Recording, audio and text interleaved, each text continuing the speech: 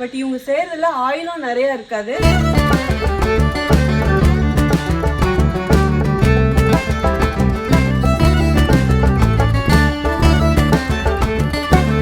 Hi friends, welcome to cook with Sangeetha. இன்னைக்கு நம்ம பார்க்க போகிறது நாட்டுக்கோழி ஸ்பெஷல். நான் மட்டும் கிடையாது, நம்ம டீமில் நிறைய பேர் இருக்காங்க. இவங்க செந்தாமரன்னா நம்ம டீமில் இருக்கிறவங்க உங்களுக்கு நல்லாவே தெரியும். கேமராவுக்கு பின்னாடி இன்னும் நிறைய பேர் இருக்காங்க. அவங்களாம் வெக்கப்பட்டுக்கிட்டு வரமாட்டுக்கிறாங்க. இன்னைக்கு நாங்கள் எல்லாரும் சேர்ந்து ஸ்பெஷலாக நாட்டுக்கோழி செய்ய போகிறோம். ஸ்பெஷலாக நாட்டுக்கோழினா இது கிரேவின்னு சொல்லலாம், ஃப்ரைன்னு சொல்லலாம். இது ரொம்ப ரொம்ப ஸ்பெஷல். ஏன்னா ரொம்ப கிரேவி மாதிரியே இருக்காது, ரொம்ப ட்ரையாகவும் இருக்காது. அப்படியே லைட்டாக ஒரு கிரேவியோடு இருக்கும். இது ஏன் இந்த சங்கீதா ப்ளஸ் ஸ்பெஷல்னு சொல்கிறேன்னா, இது பேச்சுலர் செய்யக்கூடியது. அவ்வளோ சூப்பராக இருக்கும். ஏன்னா இங்கே இருக்கிறவங்கலாம் கல்யாணம் ஆனவங்க தான், ஆனால் அவங்க தனியாக கூட்டிகிட்டு செய்வாங்க பாருங்கள். அந்த ஸ்டைலில் தான் இன்றைக்கி செய்ய போகிறோம். ஸோ அதுக்கு தகுந்த ஆள் தான் இது பின்னாடி எல்லாம் இருக்கிறாங்க.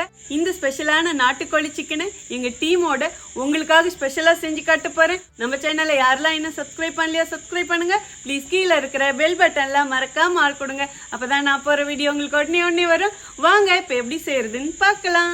இப்போது நாட்டுக்கோழி ஸ்பெஷல் செய்யறதுக்கு நம்ம ஃபஸ்ட்டு ஒரு மசாலா வதக்கலாங்க. அதுக்கு ஸ்டவ் ஆன் பண்ணி ஒரு கடாய் வச்சுட்டேன். இந்த நாட்டுக்கோழி ஸ்பெஷலுக்கு மிளகு ரொம்ப முக்கியம். 4 டீஸ்பூன் மிளகு எடுத்து வச்சுருக்கேன், அதையும் இதிலே போட்டுக்கலாம். இப்போ அடுப்பணல் கம்மியாக வச்சுடுங்க.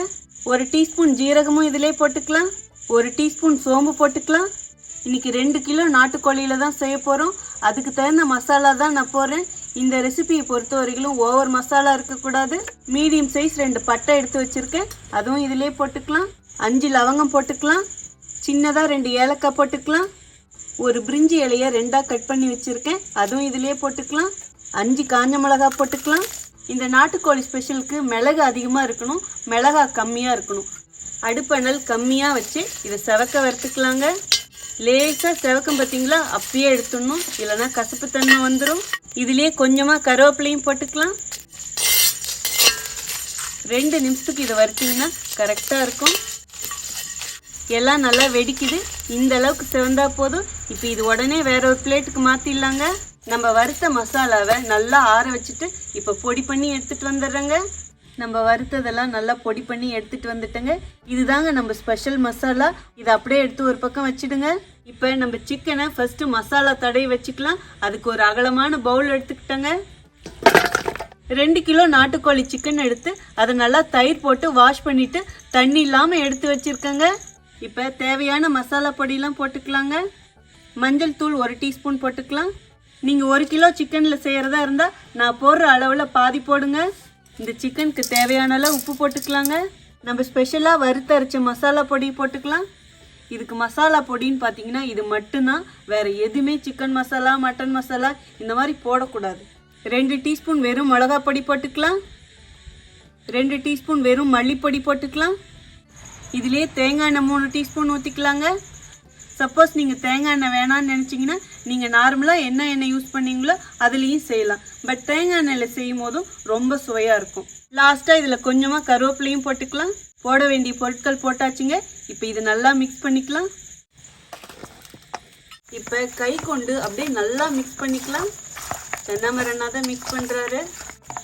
மசாலா இவ்வளோ தாங்க. நான் திரும்ப சொல்கிறேன், இதுக்கு மேலே வேறு எந்த மசாலாவுமே கிடையாது. இந்த அளவுக்கு போட்டால் தான் இந்த சிக்கனோட ஸ்பெஷல்னு சொல்லலாம்.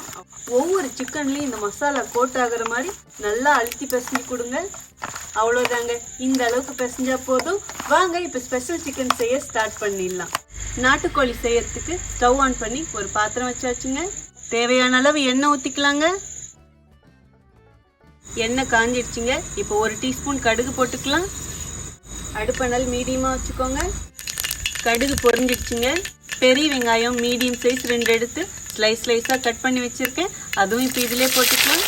இந்த பெரிய வெங்காயம் கண்ணாடி பதம் வர வரைக்கும் வதக்கலாங்க. பெரிய வெங்காயம் இந்த அளவுக்கு வதக்குனா போதுங்க. சின்ன வெங்காயம் 2 கைப்பிடி எடுத்து இடித்து வச்சுருக்கேன், அதுவும் இதிலே போட்டுக்கலாம். இப்போ நல்லா கிளறி கொடுங்க. சின்ன வெங்காயத்து 2 நிமிஷம் நல்லா வதக்கலாங்க. 5 பச்சை மிளகா கட் பண்ணி வச்சுருக்கேன், அதுவும் இதிலே போட்டுக்கலாம்.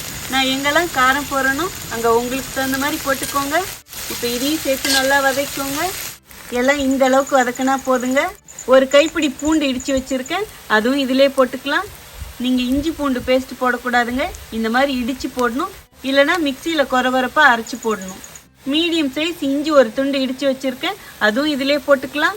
இப்போ இதையும் சேர்த்து கிளறிக்கலாங்க. அடுப்பணல் மீடியமாகவே இருக்கட்டும். இந்த இஞ்சியும் பூண்டும் பச்சை மணம் போகிற வரைக்கும் வதக்கலாம். இதிலே கொஞ்சம் கருவேப்பிலையும் போட்டுக்கலாங்க. மீடியம் சைஸ் ஒரு தக்காளி எடுத்து கட் பண்ணி வச்சுருக்கேன், அதுவும் இதிலே போட்டுக்கலாம். இதுக்கு தக்காளி கம்மியாக தாங்க போடணும். 2 கிலோ சிக்கனுக்கு நான் ஒரு தக்காளி தான் போட்டிருக்கேன். இதே 1 கிலோ சிக்கனாக இருந்தால் சின்னதாக ஒரு தக்காளி போடுங்க போதும். இப்போ எல்லாத்தையும் சேர்த்து நல்லா கிளறிக்கலாங்க. வெங்காயம், தக்காளி, இஞ்சி, பூண்டு, பச்சை மிளகா எல்லாம் இந்த அளவுக்கு வதக்கினா போதுங்க. நம்ம மசாலா போட்டு மிக்ஸ் பண்ணி வச்ச சிக்கனும் இப்போ இதிலே போட்டுக்கலாங்க. இப்போ அடுப்பணல் மீடியமாக வச்சுட்டு இதை எல்லாத்தையும் ஒன்று சேர்த்து கிளறி கொடுங்க. அடியில் இருக்கிற சிக்கன்லாம் அப்படியே மேலே எடுத்து கொடுங்க. இந்த சிக்கன் எண்ணெயிலே ஃபஸ்ட்டு நல்லா வதக்கலாங்க. இந்த சிக்கனை எண்ணெயிலே நல்லா வதக்கும் போதும் இந்த சிக்கனில் இருக்கிற பேட் ஸ்மெல்லும் போயிடுங்க. அப்படியே மீடியமான அனலில் வச்சு இதை நல்லா வதக்கலாங்க. நம்ம விடாமல் கிளறி கொடுத்துக்கிட்டே இருக்கணுங்க. நாட்டுக்கோழிங்கிறதுனால சீக்கிரம் வேகாது. எண்ணெயிலே பாதி வதக்கிட்டோமா அதுக்கப்புறம் நம்ம பாதி வேக வச்சுக்கலாங்க. இந்த அளவுக்கு சிக்கன் எண்ணெயிலே வதங்கினா போதுங்க. இனிமேல் இந்த சிக்கன் வேகிற அளவுக்கு நம்ம தண்ணி ஊற்றிடலாம். இப்போ ஒரு வாட்டி கிளறி கொடுங்க. இப்போ அடுப்பணல் நல்லா ஃபுல்லாக வச்சுருங்க.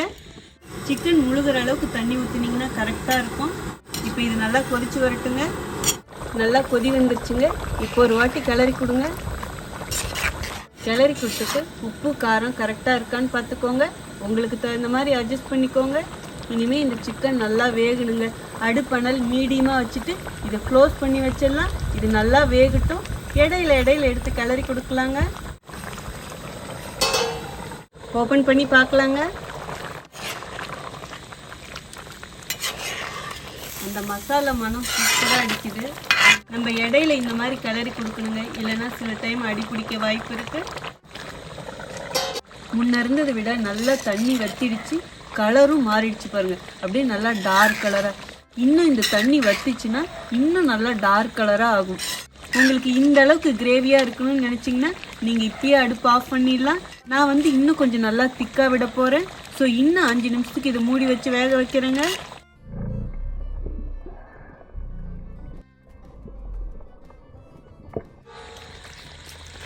நம்ம சிக்கன் பாருங்கள் நல்லா சூப்பராக ட்ரை ஆகிடுச்சு.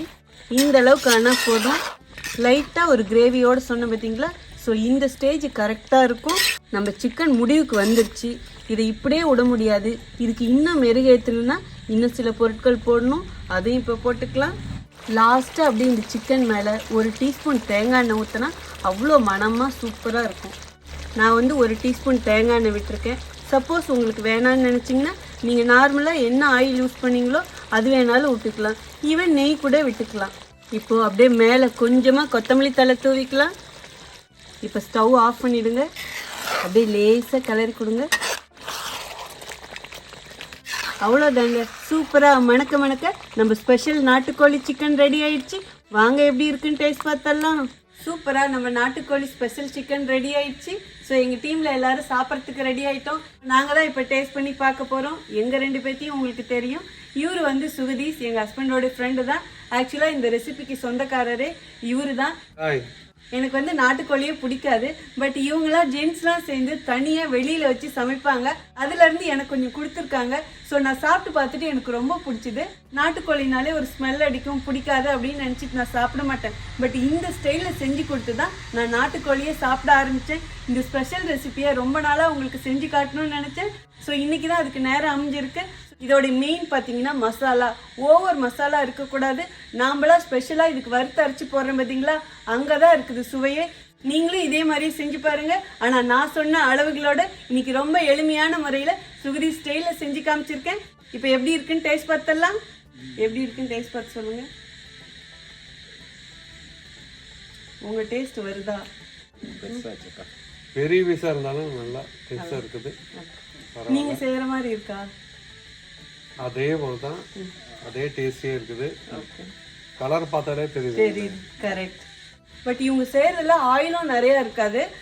நீங்க கொடுக்கறது இப்படிதான் இருக்கும். ஆக்சுவலா பாத்தீங்கன்னா இப்ப நம்ம கூட கொஞ்சம் நான்வெஜ்னா எண்ணெய் நிறைய ஊற்றி செய்வோம், மசாலாலாம் அப்படி இப்படி போடுவோம்.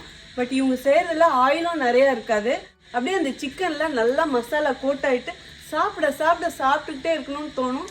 சாதம் கம்மியாக தான் சாப்பிடுவோம், ஆனால் அந்த சிக்கன் நிறையா சாப்பிட்ற மாதிரி இருக்கும். அதுக்கு காரணம் ரொம்ப மசாலா போடாதான் இதோட மெயின் ஸ்பெஷலேன்னு நான் சொல்லுவேன். Okay super. ஓகே, இப்போ நானும் டேஸ்ட் பார்த்துறேன். நாட்டுக்கோழிங்கிறதுனால கொஞ்சம் எலும்பு நிறைய இருக்கு. எலும்பு பீஸ் பார்த்து சாப்பிடுங்க. ஓகே,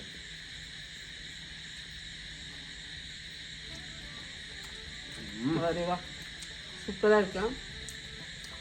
நாட்டுக்கோழி அவ்வளோ டேஸ்ட்டாக இருக்கு. மெயின் மசாலா தான் நான் சொல்லுவேன். நல்லாவே வெந்திருக்கு, அப்படியே குழஞ்சி போல, வேகாமே இருக்குல்ல, அப்படியே கச்சிதமாக இருக்கு. இப்போ சாதத்தில் நல்லா பிசைஞ்சு எப்படி இருக்குன்னு டேஸ்ட் பார்த்தலாம்.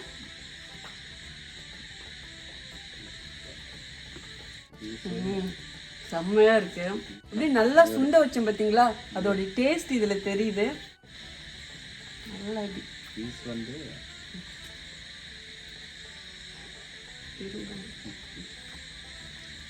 சூப்பர், அடிபொலி. ஓகே, 100 மார்க்குக்கு எத்தனை கொடுப்பீங்க? 99. ஓகே, ஒரு மார்க் ஏன் கொடுக்க மாட்டீங்க? 99. ஒரு மார்க் ப்ளாக் இருக்கு. ஓகே ஓகே ஓகே, அவ்வளோதாங்க. சூப்பரா ஜாலியா என்ஜாய் பண்ணி நாங்க எல்லா சிக்கனையும் போய் காலி பண்ண போறோம். நீங்களும் இதே மாதிரி செஞ்சு பார்த்துட்டு நல்லா சாப்பிட்டு என்ஜாய் பண்ணுங்க. ஸோ கண்டிப்பா உங்களுக்கு இந்த ரெசிபி பிடிச்சிருக்குன்னு நினைக்கிறேன். உங்களுக்கும் பிடிச்சிருந்தா ப்ளீஸ் மறக்காம ஃபர்ஸ்ட் ஒரு லைக் கொடுத்துருங்க. ரொம்ப ரொம்ப பிடிச்சதுன்னா, அதாவது இதே மாதிரியே செஞ்சு பாருங்க. உங்களுக்கு பிடிச்சிருந்தா மட்டும் உங்க ஃப்ரெண்ட்ஸ் அண்ட் ஃபேமிலிக்கு ஷேர் பண்ணுங்க. நீங்க இதுவரையில கொடுத்துட்டு இருக்க அன்புக்கும் ஆதரவுக்கும் ரொம்ப ரொம்ப நன்றி. உங்களுக்கு என்ன ரெசிபி வேணுமோ ப்ளீஸ் அதுவும் கமெண்ட் பாக்ஸ்ல சொல்லுங்க. இதே மாதிரி அடுத்த ஒரு ஸ்பெஷல் வீடியோல சந்திக்கிறேன். Until then, see you. Bye bye. Love you.